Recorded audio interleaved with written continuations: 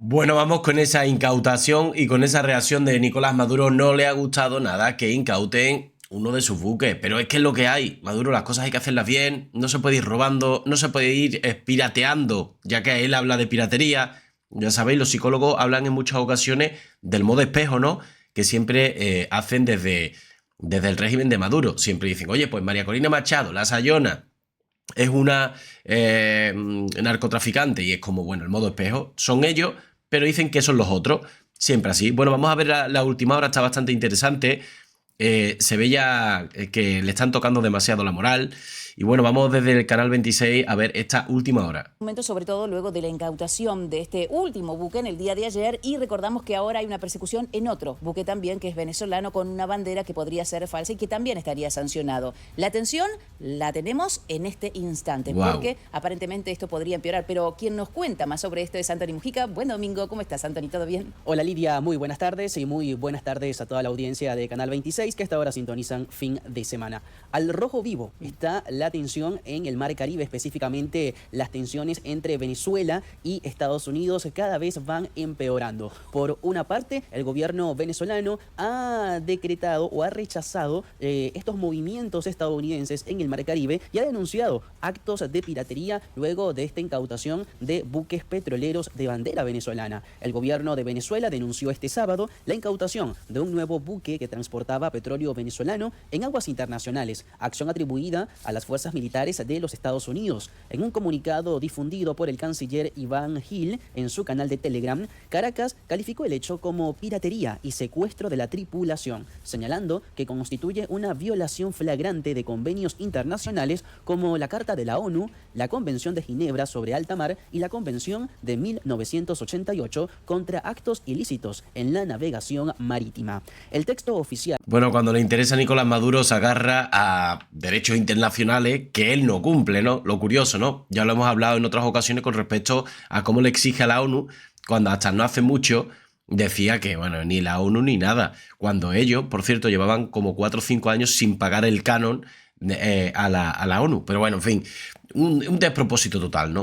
Aseguró que el modelo colonialista que Estados Unidos pretende imponer será derrotado por el pueblo venezolano y que el país continuará con su crecimiento económico y el desarrollo soberano de su industria de hidrocarburos. El gobierno bolivariano también subrayó que estos actos no van a quedar impunes y que van a ser denunciados ante el Consejo de Seguridad de la ONU, además de otros organismos multilaterales y gobiernos aliados. La declaración se produce en medio de un despliegue militar estadounidense en el Caribe y de un bloqueo total decretado por Washington contra buques sancionados vinculados a Venezuela e Irán.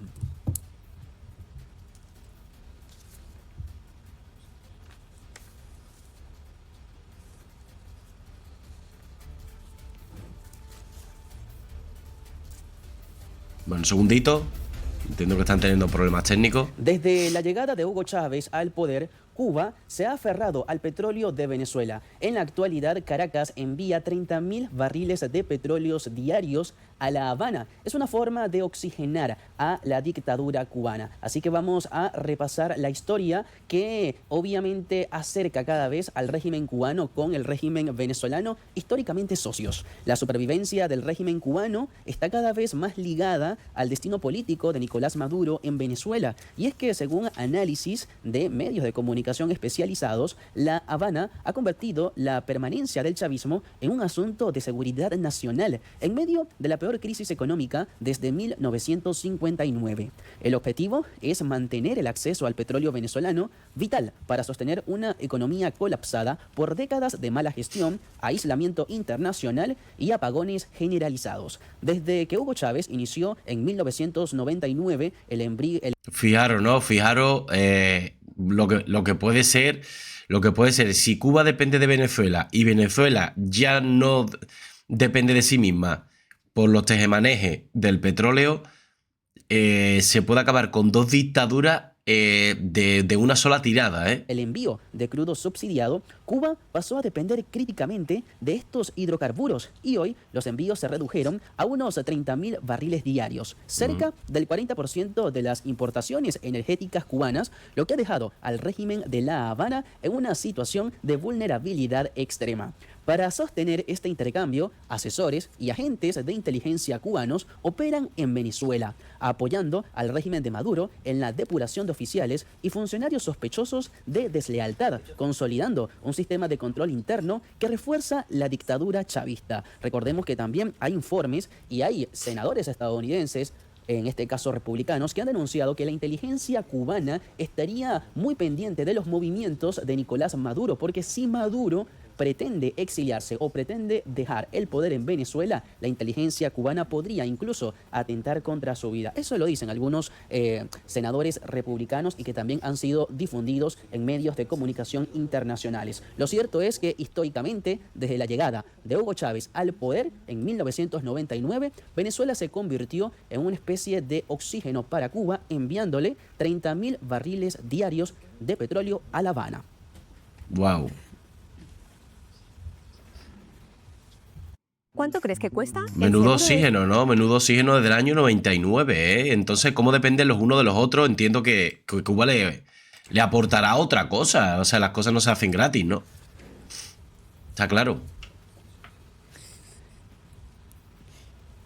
Avanzamos con más información sobre las tensiones que existen entre Venezuela y Estados Unidos en horas claves para los venezolanos, específicamente lo que podemos también denominar como lo que se puede hacer el ocaso de Nicolás Maduro. Estamos viendo en pantalla a María Corina Machado. María Corina, que ha sido como la piedra del zapato del chavismo. En esta oportunidad, la líder de la oposición venezolana y Premio Nobel de la Paz 2025 agradeció públicamente a los gobiernos de Argentina, Paraguay, Panamá, Bolivia, Ecuador y Perú por exigir al régimen de Nicolás Maduro el restablecimiento del orden democrático y la liberación de los presos políticos. El reconocimiento se produjo tras la declaración conjunta emitida durante la cumbre del Mercosur en Foz de Iguazú, en Brasil, donde los países manifestaron su firme compromiso con la democracia y los derechos humanos en Venezuela. Machado subrayó que la solidaridad regional es clave en la lucha por la libertad y la justicia, recordando que en Venezuela permanecen detenidos de manera arbitraria cerca de 1.000 presos políticos.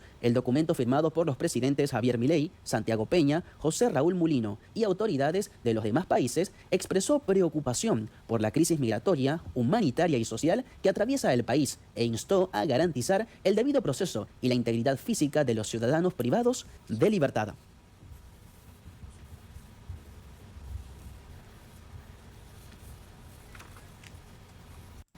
Muy bien, 6 de la tarde, 18 minutos en toda la República Argentina. Estamos en vivo para todo nuestro país y también para Latinoamérica. Vamos a irnos ahora con una de las declaraciones que hizo en las últimas horas Lula, el presidente de Brasil, porque también se refirió a lo que está pasando en Venezuela y sobre esta tensión, sobre todo. Él decía lo siguiente: Atentos, podría atenta. ser una catástrofe si esto sigue avanzando y este bloqueo general por parte de Washington. Y esto lo hizo en la cumbre del Mercosur, en Foz de Iguazú, que expuso fuertes diferencias, ¿no?, entre los mandatarios de la región, esto respecto a la crisis en Venezuela.